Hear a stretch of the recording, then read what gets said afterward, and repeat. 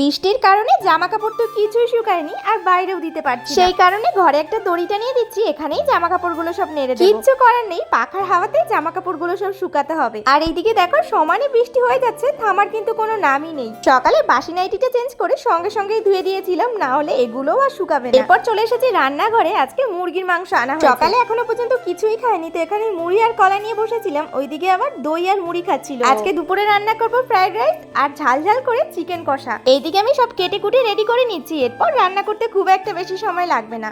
এই fried rice আর বিরিয়ানি করতে গেলে না আমি ভাতটা একটু নরম করে ফেলি, সেই কারণে ওকেই আজকে ভাতটা নামাতে বলেছিলাম। রান্নাঘরে এসে সবজিগুলো সব ভেজে নিয়েছি, এরপর সবার আগে ভাতটাই রেডি করে নেব। আর জানো তো আমার অনেক দিন ধরে ইচ্ছা ছিল একটু কষা কষা করে চিকেনটা রান্না করব, আর বেশ ঝালও দেবো। আর দেখো এদিকে চিকেনটার কালারটা কি সুন্দর হয়েছে। ও আবার এদিকে দেখো একটা বাটি এনেছে কষা মাংস খাবে বলে, বাইরে ওরা দুজনে মিলেই কষা মাংসটাই খায়। রান্নার তো আজকে খুব একটা ঝামেলা ছিল না, সেই কারণে তাড়াতাড়ি হয়ে গেছে। এরপর স্নান টান করে আমরা খেতে বসবো। সত্যি জানো তো চিকেনটা আজকে দেখতে যেমন হয়েছিল, খেতেও কিন্তু দারুণ ছিল। এদিকে ভাত বেড়ে চলো সবাই খেতে বসেছি, আর সঙ্গে স্যালাডও নিয়েছিলাম। আজ যেহেতু আমরা চলে যাবো, জামা কাপড়গুলো এখনো শুকায়নি, তাই বোন একটু আয়রন করে দিচ্ছে।